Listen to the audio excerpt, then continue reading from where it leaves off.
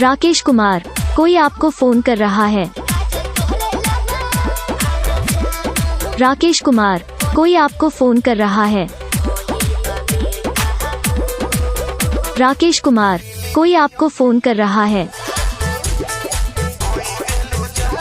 राकेश कुमार, कोई आपको फोन कर रहा है। राकेश कुमार, कोई आपको फोन कर रहा है। राकेश कुमार, कोई आपको फोन कर रहा है।